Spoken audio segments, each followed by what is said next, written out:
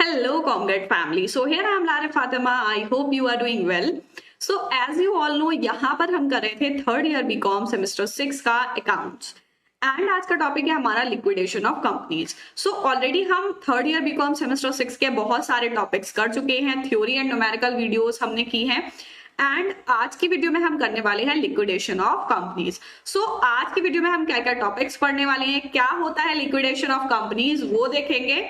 सबसे पहले देखना है कि हमें कौन कौन से टॉपिक्स आज की वीडियो में कवर करने हैं।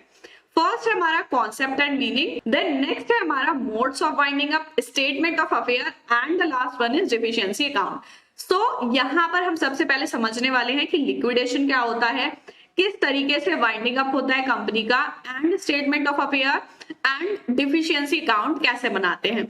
आज की वीडियो बहुत ज्यादा इंपॉर्टेंट है। चलिए स्टार्ट करते हैं एंड देखते हैं सबसे पहले कॉन्सेप्ट एंड मीनिंग से क्या मतलब है वो समझेंगे पहले लिक्विडेशन का। तो देखो, लिक्विडेशन समझने से पहले हमें दो तीन टर्म्स और समझनी है। लिक्विडेशन का सिंपल सा मीनिंग क्या होता है? लिक्विडेशन का मीनिंग होता है कंपनी का एंड होना। ठीक है, कंपनी जब बंद हो रही है, खत्म हो रही है, उसको हम बोलते हैं लिक्विडेशन। ठीक, अब यहाँ पर हम वाइंडिंग अप यूज करते हैं टर्म एंड डिसोल्यूशन यूज करते हैं।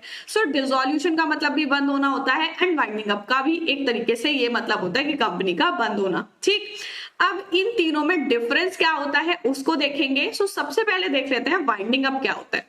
Winding up refer to the process of realising assets of the company and use a proceed to pay off its debt. यहाँ पर क्या बोला है कि वाइंडिंग अप का मतलब क्या है? एक ऐसा प्रोसेस जिसमें कोई भी कंपनी है वो अपने सारे एसेट रियलाइज करती है एंड उसको यूज करती है जो भी डेट है उसका पेमेंट करने के लिए। ठीक है, डेट मतलब जो भी कंपनी का उधार है उसको पेमेंट करने के लिए वो अपने सारे एसेट रियलाइज करती है, सेल करती है एंड उससे सारी पेमेंट करती है, उसको हम बोलते हैं वाइंडिंग अप। ठीक है, अब जब सारे एसेट सेल हो गए तो कोई भी आगे ट्रांजैक्शन, कोई भी वर्क नहीं हो पाएगा बिजनेस में। After such external debt is paid of. अब क्या बोला है? जो एक्सटर्नल डेट थी कंपनी की वो पे हो गई। ठीक है, पे हो गई। उसके बाद the remainder cash is utilized for repayment of its members contribution। जो कैश बचेगा, ठीक है, रिमाइंडर कैश मींस जो कैश बचेगा उसको कैसे यूटिलाइज करेंगे? जो भी मेंबर्स हैं उनको रीपेमेंट कर दिया जाएगा। वाइंडिंग अप का मतलब समझ में आ गया। क्या मतलब है वाइंडिंग अप का? सिंपल सा मीनिंग है एसेट रियलाइज करना एंड उससे जो भी डेट है उसकी पेमेंट कर देना। देन हमारा एक पॉइंट है लिक्विडेटर। जब हम लिक्विडेशन की बात करते हैं तो उसमें एक लिक्विडेटर वर्ड आता है जिसको आपको समझना है थर्ड पार्टी एडमिनिस्ट्रेटर, जो फाइनेंशियल सेटलमेंट करवाता है क्रेडिटर्स एंड मेंबर्स का। ठीक है, जो भी लिक्विडेशन हो रहा है उसको लिक्विडेशन करने में जो भी सारी सेटलमेंट्स हो रही हैं उन सारी सेटलमेंट्स को जो एडमिनिस्ट्रेटर करता है उसको हम लिक्विडेटर बोलते हैं। देन हमारा dissolution of company. Dissolution of company का क्या मतलब है? Refer to a point where it loses its identity as corporate entity in general sense.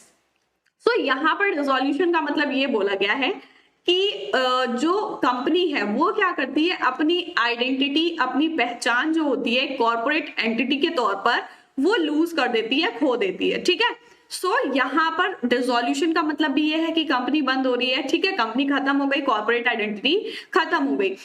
अगर हम बात करें winding up, dissolution and liquidation की, जो डिसोल्यूशन होता है वो लास्ट स्टेप होता है। डिसोल्यूशन हो गया कंपनी का, उसके बाद कुछ नहीं हो सकता कंपनी का, कंपनी एंड हो गई, वो लास्ट स्टेज है उसकी। ठीक है, वाइंडिंग अप जो होता है वो एडमिनिस्टर्ड होता है लिक्विडेटर से। ठीक है, जो लिक्विडेटर होता है वो वाइंडिंग अप करवाता है एंड डिसोल्यूशन जो होता है वो किया जाता है रजिस्ट्रार के ऑर्डर से। समझ में आ गया वाइंडिंग अप क्या है एंड डिसोल्यूशन क्या है। अब हम देख लेते हैं लिक्विडेशन की डेफिनेशन। लिक्विडेशन क्या है? As per section 294A of the companies act 2013, जो हमारा कंपनीज एक्ट है 2013, उसमें क्या गिवन है कि वाइंडिंग अप का मतलब क्या है? Winding up under this act, कि वाइंडिंग अप जो होता है वो इस एक्ट के अंदर होना चाहिए, यानी कि कंपनीज एक्ट के अंदर वाइंड अप होना चाहिए कंपनी का, या फिर और liquidation under the insolvency and bankruptcy code 2016 से जो एप्लीकेबल है। इट मींस हमारा आईबीसी जो है, ठीक है, आईबीसी के अंडर होना चाहिए या फिर कंपनीज एक्ट के अंदर होना चाहिए, ठीक है। सो वाइंडिंग अप का मतलब क्या बोला है यहाँ पर कि कंपनी जो है वो लिक्विडेट होना चाहिए कंपनीज एक्ट के अंदर या फिर आईबीसी कोड के अंदर जो 2016 से एप्लीकेबल है। समझ में आ गया लिक्विडेशन क्या है? लिक्विडेशन का मैंने बता दिया, कंपनी का एंड होना, खत्म होना, ठीक है, किसके द्वारा? कंपनीज एक्ट के द्वारा या फिर इंसॉल्वेंसी एंड बैंक्रप्टी कोड के द्वारा, ठीक है। ये हो गई हमारी definition. And the next point is mode of winding up, कि जो वाइंडिंग अप होता है कंपनी का वो किस तरीके से होता है, इसके क्या क्या मोड होते हैं। सो यहाँ पर आपके 3 टाइप के मोड हैं। First one is compulsory bind up. So यहाँ पर 3 टाइप्स के आपके मोड्स हैं। First one is compulsory winding up and second one is voluntary winding up and the last one is winding up by tribunal. So क्या होते हैं ये तीनों, देख लेते हैं। If due to inability to pay debt then governed by insolvency and bankruptcy code. अभी हमने पढ़ा कि वाइंड अप या लिक्विडेशन कब होता है? इंसॉल्वेंसी यानी कि आईबीसी इंसॉल्वेंसी बैंक्रप्टी कोड के अंदर होना चाहिए, जब कोई फर्म इनेबल होती है पे करने में उसके डेट्स। जब कोई फर्म अपने डेट्स पे नहीं कर पाती है देन उसमें जो है कंपल्सरी वाइंडिंग अप हो जाता है।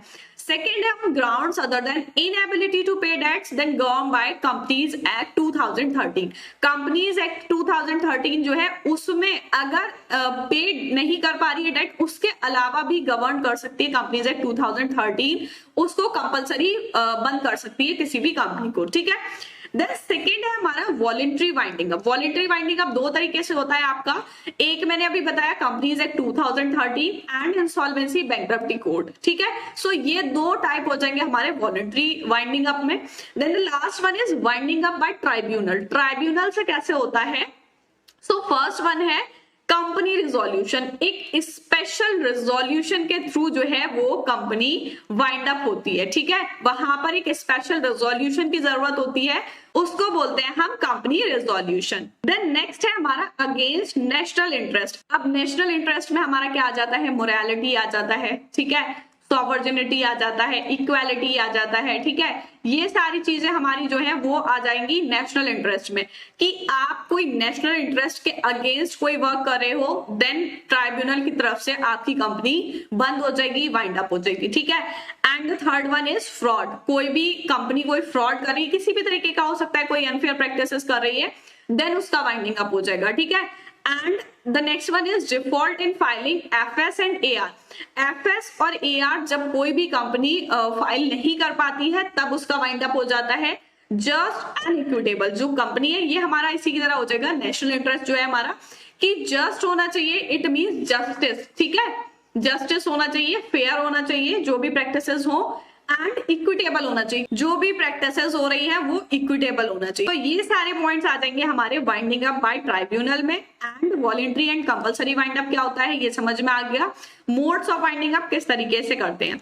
देन नेक्स्ट पॉइंट है हमारा statement of affair. Statement of affairs is one of the most important document which is required to be submitted along with company's petition before the tribunal as per section 272(5) of the Companies Act। यहाँ पर statement of affairs के बारे में क्या बोला गया है कि एक बहुत ही इंपॉर्टेंट डॉक्यूमेंट है जिसकी कब जरूरत पड़ती है, which is required to submit along with companies petition. Company का जो पेटिशन होता है उसके साथ सबमिट करना होता है जब tribunal as per section 275 companies act से पहले, ठीक है।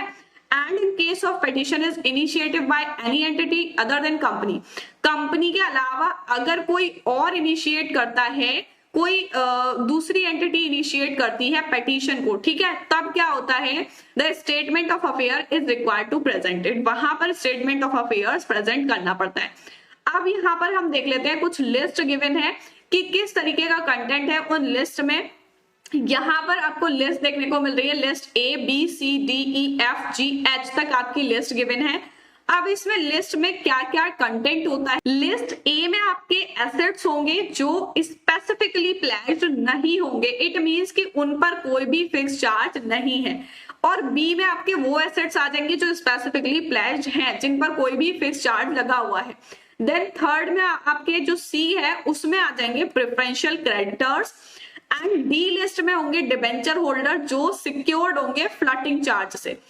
एंड ई लिस्ट में होंगे अनसिक्योर्ड क्रेडिटर्स, एफ लिस्ट में preference share holders and G list में equity share holders and H list में reason for surplus and deficiency shown by statement of affair. अगर ये जी तक बनाने के बाद यहाँ पर हमें क्या बनाना होता है कि स्टेटमेंट ऑफ अफेयर्स के बाद यहाँ पर हमें एक डेफिसिट अकाउंट या फिर सरप्लस अकाउंट बनाना होता है, उसमें हमें डिफिशियंसी या सरप्लस निकल के आता है। ठीक है, नेक्स्ट पॉइंट है हमारा डिफिशियंसी अकाउंट। अब डिफिशियंसी अकाउंट क्या होता है? The deficiency account need to be prepared in case if proceed from realization of asset are not sufficient to pay off creditors and members contribution। क्या बोला था कि जब हम एसेट रियलाइज कर रहे हैं, सो वो एसेट किस लिए रियलाइज कर रहे हैं? जो भी लायबिलिटीज है उनको पे करने के लिए। यहाँ पर बोला है कि डिफिशियंसी अकाउंट की जरूरत कब पड़ती है? जब हम रियलाइजेशन करते हैं एसेट्स का और वो सफिशिएंट नहीं हो पाता है पे करने के लिए क्रेडिटर्स को।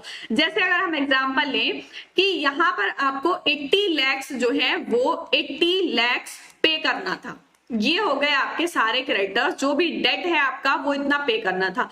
बट अगर आप यहाँ पर जो है एसेट रियलाइज करते हो, देन आपके एसेट रियलाइज होते हैं 60 लाख के। ठीक है, एसेट रियलाइज 60 लाख के हो रहे हैं। सो यहाँ पर एसेट रियलाइजेशन वैल्यू कम है एंड जो डेट की वैल्यू है वो ज्यादा है, तब यहाँ पर हमें डिफिशियंसी अकाउंट की जरूरत पड़ती है। द एडमिनिस्ट्रेटर और लिक्विडेटर, एडमिनिस्ट्रेटर और लिक्विडेटर अभी मैंने बताया क्या होते हैं। लिक्विडेटर जो सेटलमेंट कराते हैं। Provide a specific date of beginning on which has deficiency account is prepared। So यहाँ पर क्या बोला है? जो भी लिक्विडेटर होता है वो एक स्पेसिफिक डेट प्रोवाइड करता है कि जो हमारा डिफिशियंसी अकाउंट है वो कब प्रिपेयर होगा, कौन सी डेट को प्रिपेयर होगा। On such a given date there could be surplus और डेफिसिट, वहां पर आपको सरप्लस भी हो सकता है, डेफिसिट भी हो सकता है। फॉर्मेट क्या है डिफिशियंसी अकाउंट का? दो पार्ट्स है इसके। पहला है हमारा deficiency of items increasing deficiency, further items reducing deficiency. एक ऐसे आइटम होंगे जो डिफिशियंसी को और इंक्रीज कर रहे हैं, बढ़ा रहे हैं, और कुछ आइटम्स ऐसे होते हैं जो डिफिशियंसी को कम करते हैं। सो ये दोनों आइटम्स आ जाएंगे, ये दो पार्ट हो जाएंगे हमारे। डिफिशियंसी अकाउंट जब हम बनाएंगे देन आपको क्लियर हो जाएगा। यहां पर आपको गिवन है आइटम्स कॉन्ट्रीब्यूटिंग ऑफ डिफिशियंसी और रिड्यूसिंग सरप्लस, और यहाँ पर आपको गिवन है आइटम्स रिड्यूसिंग डिफिशियंसी और कंट्रीब्यूशन टू सरप्लस। दो टाइप के आइटम है, एक जो डिफिशियंसी को रिड्यूस कर रहे हैं, एक जो सरप्लस को रिड्यूस कर रहे हैं। सो वो सारे पॉइंट देख लेंगे यहाँ पर। आइटम्स कंट्रीब्यूशन टू डिफिशियंसी, जो डिफिशियंसी को कंट्रीब्यूट कर रहे हैं और सरप्लस को रिड्यूस कर रहे हैं।